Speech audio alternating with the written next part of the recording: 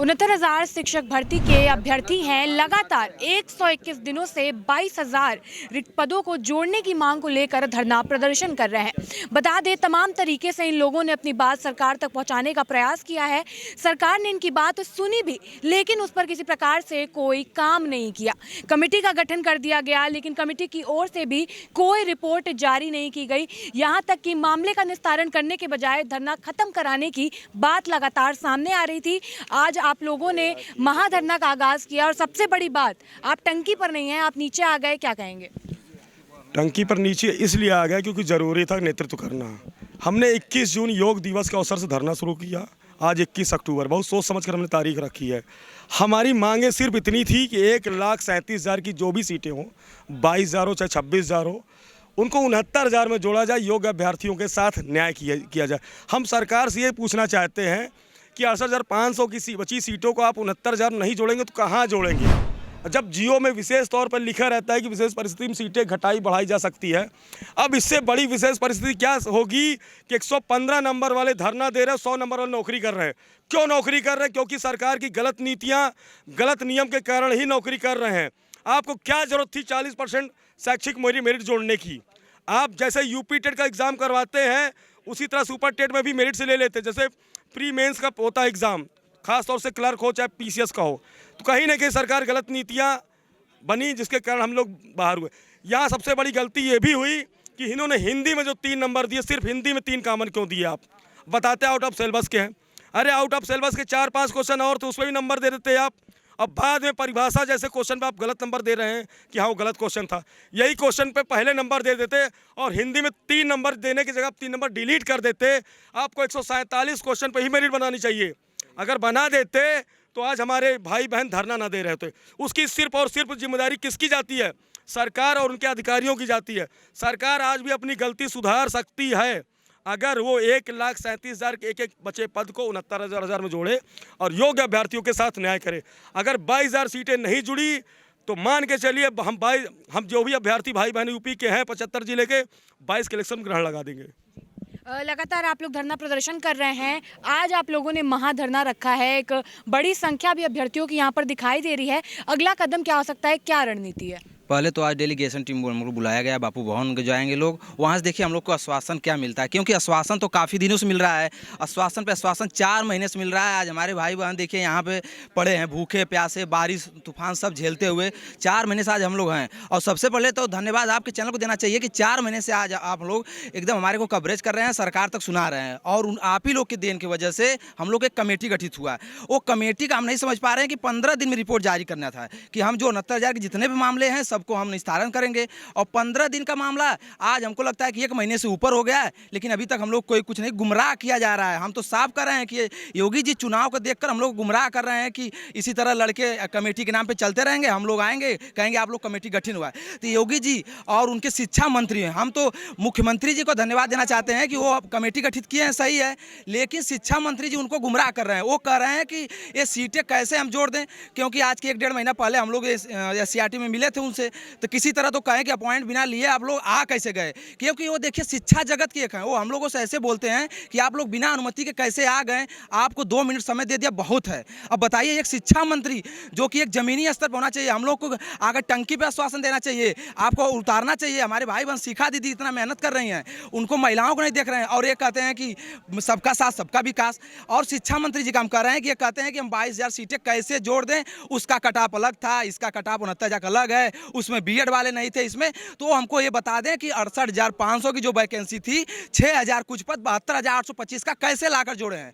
वो एक supreme court में हलफनामा देकर हम लोग का मामला निस्तारण कर सकते हैं। और यदि नहीं करें वो, तो इसका अंजाम बहुत बुरा होगा। और यही 75 जो जिले के अभ्यर्थी हैं काला झंडा का विरोध करेंगे, हम खुद नेतृत्व करेंगे इसका। हम प्रयागराज और आजमगढ़ में संभालेंगे मोर्चा, और हम पूरा जीवन अपना न्यौछावर कर देंगे। बेरोजगारी का धब्बा लगा है, हम भी समझ रहे हैं। बताइए, हम अपने गलियों में जाते हैं, गाँव में जाते हैं, शहर में जाते हैं, लोग यही पूछते हैं कि तुम इतना पढ़े लिखे हो, आज तक नौकरी नहीं पाए, तुम्हारे साथ का नौकरी कर रहा है। बताइए कितना शर्म के मारे हम घर पे भी नहीं जाते हैं ज़्यादा, सब त्यौहार यहाँ ही अपना इन्वेस्ट किए हैं। बताइए सरकार को सुध नहीं ले रहे हैं सरकार, और यदि नहीं लेंगे और 22,000 यदि जोड़ देते हैं तो हम लोग पूर्ण बहुमत से लाएंगे, और यदि 22,000 नहीं जोड़ते हैं तो हम बता रहे हैं कि सरकार को, यही सरकार को 14 वर्ष का वनवास जैसे राम जी को हुआ था, वैसे इनको 14 नहीं 50 आ जाएगी, बीजेपी नहीं आएगी, और नहीं तो बीजेपी को हम लोग पूर्ण बहुमत से लाएंगे, और यदि सीटें जोड़ दी तो हम लोग पूर्ण बहुमत से बीजेपी को लाएंगे और फिर से उनका विराजमान होंगे, और योगी का हम सम्मान करेंगे, और अभी भी हम सम्मान कर रहे हैं। ये नहीं है कि हम सम्मान नहीं कर रहे हैं, अभी भी उनके नेतृत्व में हम सम्मान कर रहे हैं और करते रहेंगे।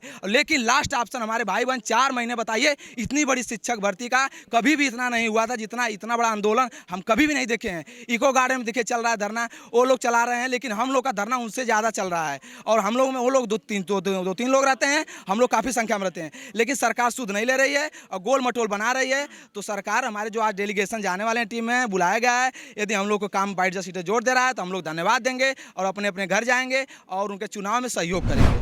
अभ्यर्थियों में भी काफ़ी रोष देखने को मिल रहा है, क्योंकि लगातार इतने दिनों से धरना प्रदर्शन जारी है। क्या कहेंगे, एक लंबा समय हो गया, अभी तक सिर्फ आश्वासन ही हाथ लगा है। जैसा कि मैंने उनसे भी पूछा था कि आपके धरने की रणनीति क्या हो सकती है, क्या हो सकती है, बताइए।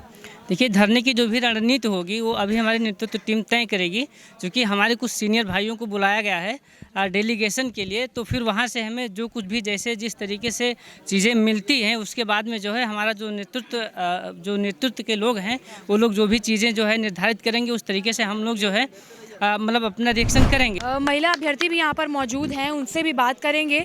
एक लंबा समय हो गया प्रदर्शन करते करते, क्या कहेंगे? कुछ नहीं कहेंगे, बस इतना ही कहेंगे योगी जी से कि अब दिवाली आ रही है, दिवाली हम लोग प्लीज़ हम लोग अपने घर में मना ले। कुछ ऐसी खुशखबरी आज दे दीजिए कि हम लोग अपने घर में दिवाली मनाए जाएगा। इतना समय हो गया है, आश्वासन पे आश्वासन मिल रहा है, आप लोग भी अपना घर परिवार छोड़कर यहाँ पर बनी हुई हैं।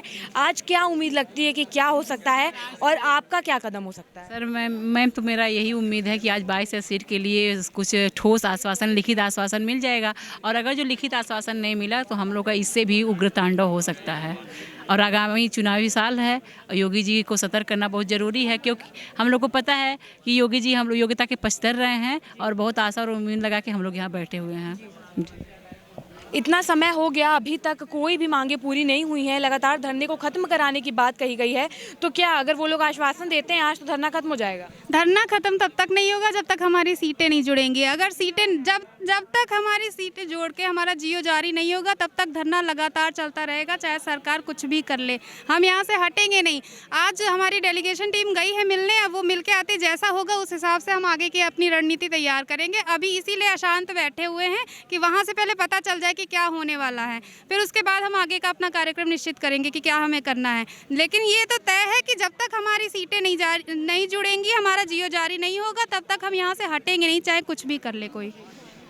क्या कह रहे हैं? हम ये कहना चाहते हैं कि पहली बात तो हम आप लोगों को धन्यवाद दे रहे हैं, आप लोगों को धन्यवाद दे रहे हैं कि आप लोगों के माध्यम से ही हमारी बात शासन प्रशासन तक पहुंचाई जा रही है। दूसरी बात हमें कह रहे हैं कि हमारे लोगों की गलती क्या है। यही गलती है कि हम लोग राजनाथ सिंह और कल्याण सिंह के ज़माने के पास हुए हैं, इसी कारण मेरा एजुकेशन गुणांक कम है और टेट और सुपर टेट में हम लोग अधिक नंबर ले हैं। जैसे मेरा व्यक्तिगत 115 नंबर मैं ला करके और यहाँ धरने में बैठा हूँ, 103 नंबर और 100 नंबर ला करके आदमी विद्यालय में गया है। ये कौन सी मानक प्रणाली है?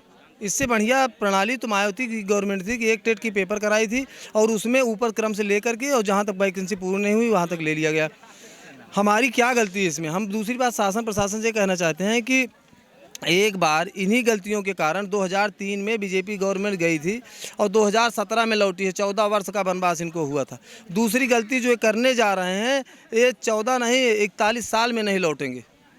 हमें आपसे बताना चाहते हैं आपके माध्यम से, और हम चाहते हैं कि जो सुप्रीम कोर्ट का आदेश है मतलब आदेश है, उस आदेश के अनुसार 1,37,000 पार्ट को पूरा करके और हम लोगों को जल्द से जल्द नियुक्ति दें। जैसे आपकी डेलीगेशन टीम गई हुई है आज बात करने के लिए, अगर वहाँ से कोई एक अच्छी खबर आती है या फिर से वही आश्वासन दे दिया जाता है, तो क्या आप लोग आश्वासन के भरोसे फिर बैठ जाएंगे या फिर आंदोलन और तेज हो सकता है? हम लोग आंदोलन तेज करेंगे यहाँ पर जी, लखीमपुर जैसा कांड करेंगे। अब हमको दरोगा नहीं बनना है। दरोगा की जो मेरी उम्र थी वो निकल चुकी है। लखीमपुर जैसा कांड करेंगे, क्या मतलब समझाइए। मतलब कि वैसे भी हम वकालत, मैं LLB किया हूँ, मैं वकालत करता हूँ पेशे से। हमको दरोगा नहीं बनना है। यहाँ के अधिकारी, कर्मचारी, प्रशासन जो एक ही बात धमकाते हैं कि मुकदमा लगा देंगे और ज़िंदगी बर्बाद कर देंगे। तो मुकदमा हमको लगाएं, हम अपना मुकदमा लड़ने के लिए स्वयं हम व्यक्तिगत रूप से सक्षम हैं। जो भी होगा निर्णय हम समय पर लेंगे जी। तो जैसा कि आपने देखा, अभ्यर्थी लगातार प्रयास कर रहे हैं कि उनकी मांगें पूरी कर दी जाएं। 22,000 सीटों को लेकर लगातार अपनी आवाज़ बुलंद करते आए हैं। आज इनकी डेलीगेशन टीम भी गई है बात करने के लिए। क्या निर्णय आता है ये तो आने वाला वक्त बताएगा, लेकिन अगर फिर से पहले जैसे इन लोगों को आश्वासन ही दिया गया तो आंदोलन थमने वाला नहीं है, बल्कि ये आंदोलन और भी तेज़ होता जाएगा। फिलहाल के लिए इतना ही। कैमरा पर्सन अभय के साथ मैं शिवांगी, JMD खबर, लखनऊ।